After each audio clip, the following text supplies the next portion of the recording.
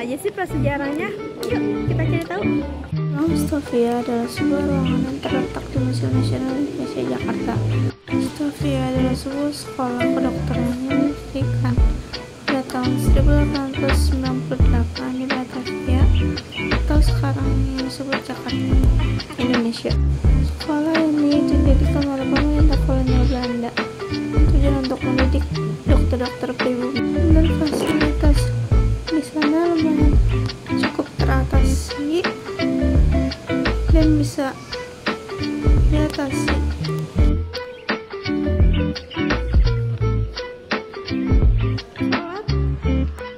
Dan ini adalah hasil karya pelajar Stovia. Kalian bisa lihat sendiri ya karyanya. Dan ini salah satu pameran, yaitu ada tas dan beserta buku kedokteran, lalu ada alat-alat kedokteran lainnya. Kalian bisa lihat sendiri ya.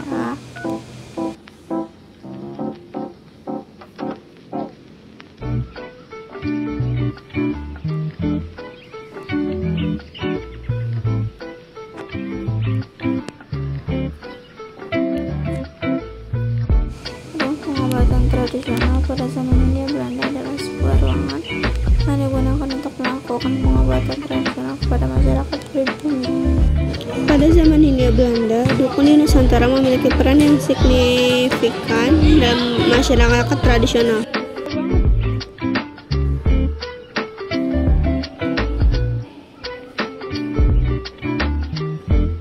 Ini adalah barang peninggalan atau koleksi dukun di Nusantara pada zaman Hindia Belanda. Yang pertama ada buku-buku mantra dan doa, alat-alat pengobatan, ramuan-ramuan tradisional, patung-patung dan boneka. Yang terakhir ada keris dan senjata tradisional.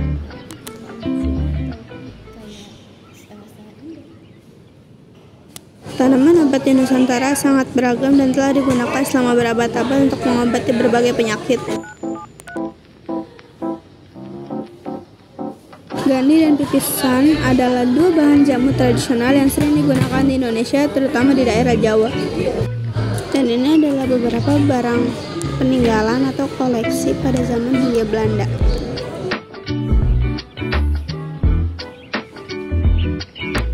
Selanjutnya ada ruang direktur Stovia adalah sebuah ruangan yang digunakan oleh direktur Stovia sebagai tempat kerja dan pertemuan. Dan ini adalah barang-barang di ruangan direktur Stovia.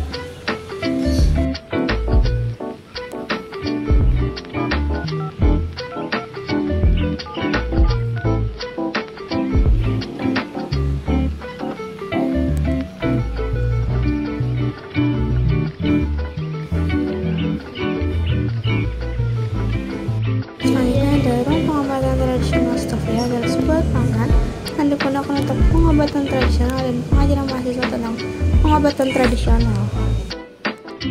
Selanjutnya ada dukun di Nusantara. Stovia memiliki hubungan yang erat dalam sejarah pengobatan dan pendidikan kedokteran Indonesia.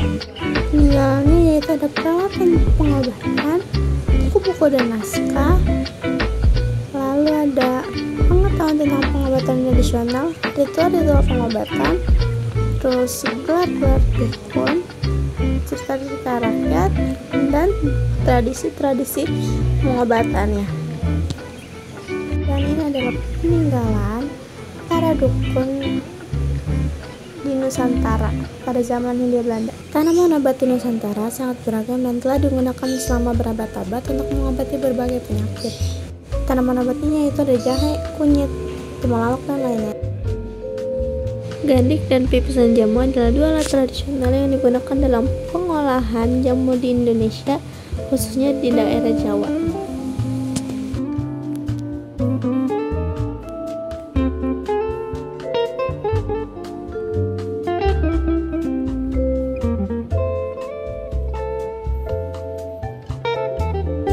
Selanjutnya ada Jun dan Kina yang memiliki peran penting dalam sejarah pengembangan obat malaria. Penemuan Jung tentang potensi kulit kayu, Kina sebagai obat malaria membuka peluang untuk pengembangan obat yang lebih efektif.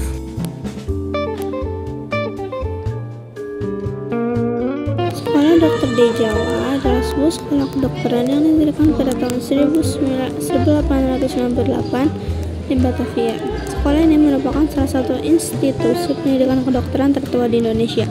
Berikut peninggalannya adalah yang pertama ada bangunan sekolahnya, dokumen-dokumen dan arsip-arsip tentang kegiatan SDJ, alat-alat kedokteran seperti stetoskop dan lain-lain.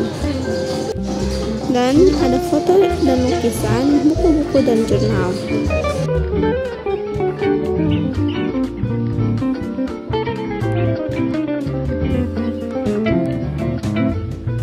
Dan yang paling steril adalah sebuah alat yang digunakan untuk mensterilkan peralatan kedokteran dan laboratorium. Direktur sekolah di Jawa adalah seorang dokter yang memiliki pengalaman dan kemampuan dalam bidang kedokteran dan pendidikan. Mereka bertanggung jawab atas pengelolaan dan pengembangan sekolah dokter di Jawa. Alat pemecah kepala adalah sebuah alat medis yang digunakan untuk membuat lubang di tengkorak kepala. Dr. William Boch adalah seorang dokter Belanda yang memiliki peran penting dalam sejarah kesehatan Indonesia. Pada tahun 1910, Dr. Boch mengusulkan pembangunan rumah sakit yang modern dan lengkap. Peninggalan dari Dr. William Boch yaitu ada arsip dokumen, foto dan lukisan, penelitian medis, pendidikan kedokteran, dan metode pengobatan.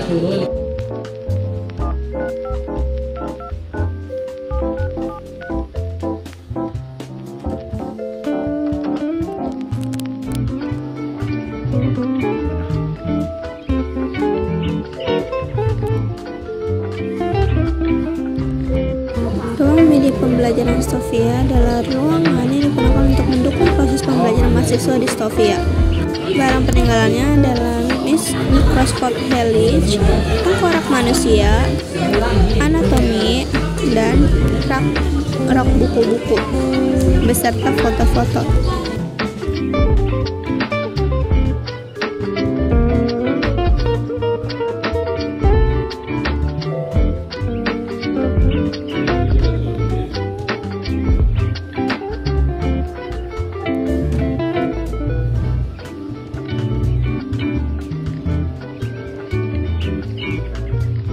Dr. Mary Thomas adalah seorang dokter perempuan Indonesia yang dianggap sebagai pelopor dokter perempuan di Indonesia.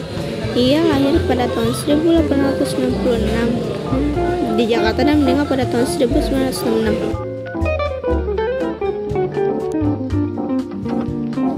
Prof. Dr. Jonas Andreas Letumelken adalah seorang dokter dan akademis Indonesia yang memiliki kontribusi besar dalam bidang kedokteran dan pendidikan kesehatan di Indonesia. Dan ini adalah peninggalan dari Dr.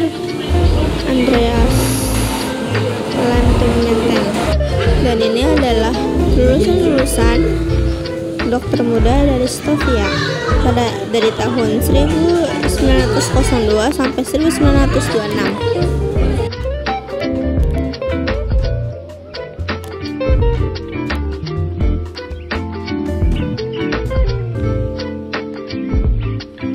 Asrama Stovia adalah sebuah tempat tinggal bagi mahasiswa yang mengikuti pendidikan di Stovia. Asrama ini didirikan pada awal abad ke-20. Fasilitasnya pertama ada kamar tidur, ruang makan dan dapur, ruang belajar dan perpustakaan, keempat, ruang rekreasi dan olahraga, dan yang kelima, ruang kesehatan dan kebersihan.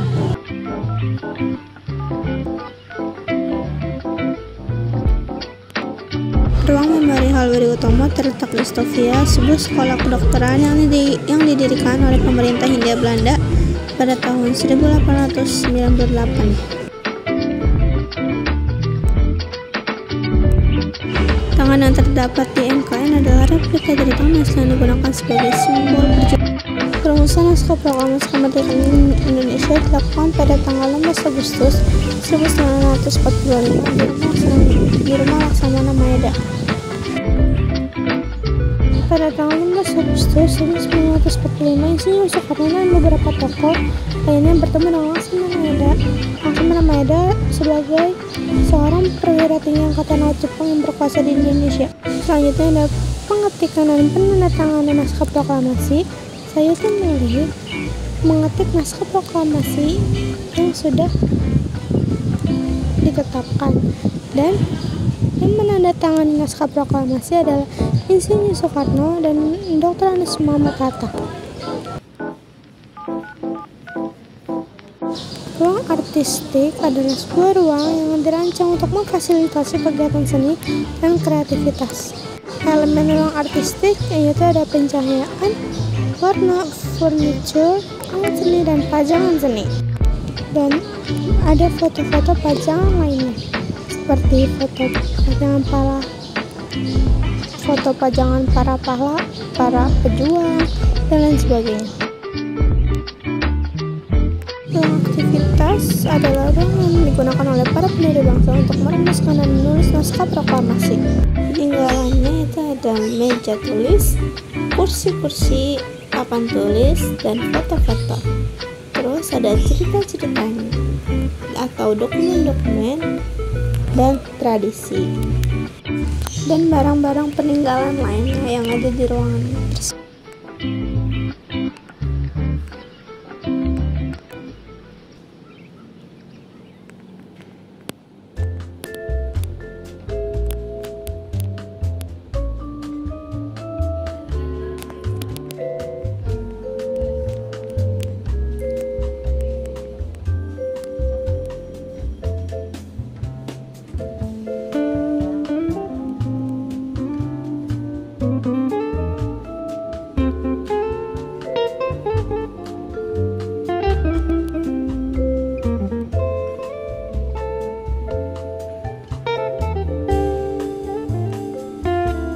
Ruang proklamasi adalah sebuah ruangan yang terletak di Jalan Panggangsaan Timur Jakarta Pusat, Indonesia.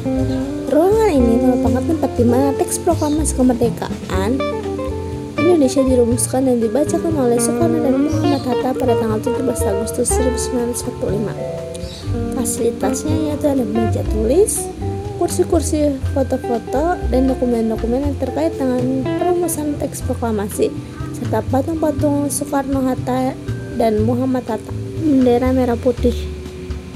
Ruang atribut adalah sebuah ruangan yang digunakan untuk menyimpan dan memamerkan atribut-atribut yang terkait dengan sejarah dan budaya Indonesia. Fasilitasnya itu ada tempat penyimpanan atribut, pameran atribut, informasi tentang atribut yang dipamerkan, itu ada pakaian adat seperti pakaian adat Jawa, Sunda, dan lain-lain, senjata tradisional, alat musik tradisional, dan atribut sejarah. Ini ada berbagai macam peninggalan dari pada zaman Hindia Belanda.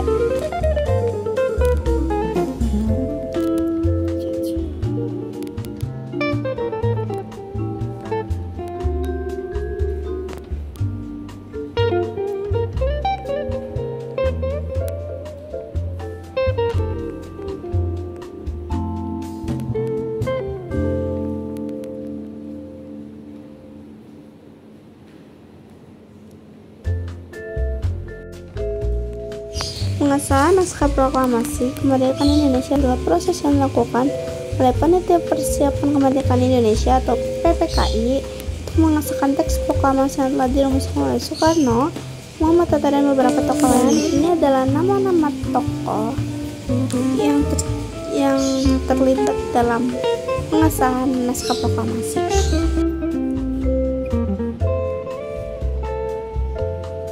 Dan ini adalah teks proklamasinya. Gedung Sumpah Pemuda awalnya merupakan sebuah sekolah yang dibangun oleh pemerintah kolonial Belanda pada tahun 1919. Sekolah ini bernama Koningen Wilhelmina School dan digunakan sebagai tempat pendidikan bagi anak-anak Belanda. Pemuda kedua adalah sebuah istilah yang digunakan untuk menggambarkan generasi pemuda Indonesia yang hidup pada zaman kolonial Belanda. Cahaya dari Timur adalah sebuah istilah yang digunakan untuk menggambarkan peran dan pengaruh Indonesia dalam sejarah dan budaya Asia Tenggara. Sekar Roy Cohen dalam Sumpah Pemuda merupakan salah satu prinsip yang dijunjung oleh para pemuda Indonesia pada saat itu. Pemuda Kaum Betawi adalah sebuah organisasi pemuda yang didirikan pada tahun 1920 di Batavia. Organisasi ini memiliki peran penting dalam perjuangan kemerdekaan Indonesia.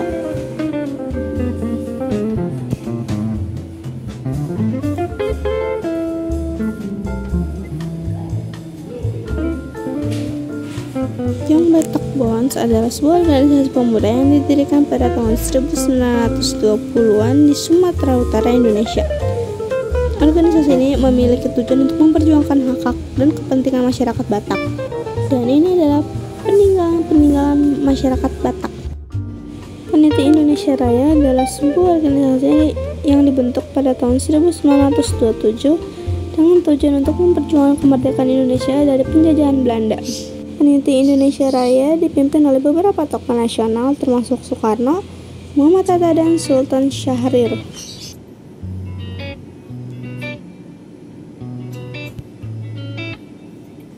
W.R. Supratman adalah seorang musisi, komponis, dan aktivis lagu nasional Indonesia.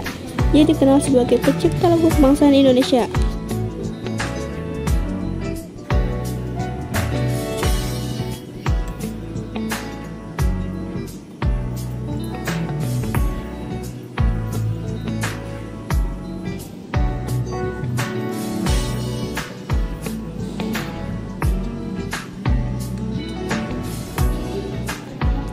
Dan ini adalah lagu Indonesia Raya yang sudah diciptakan oleh Soekarno dan Muhammad Hatta. Dan ini adalah ruangan di mana para pahlawan memutuskan keputusan Kongres Pemuda kedua.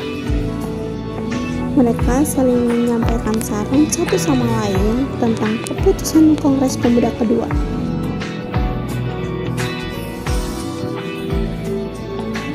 Tokoh-tokoh terlibat yang di dalam keputusan Kongres Pemuda kedua yaitu ada Presiden Soekarno, Muhammad Hatta, dan tokoh-tokoh lainnya, serta ada 2 tokoh perempuan yang sedang mengikuti keputusan Kongres Pemuda kedua tersebut.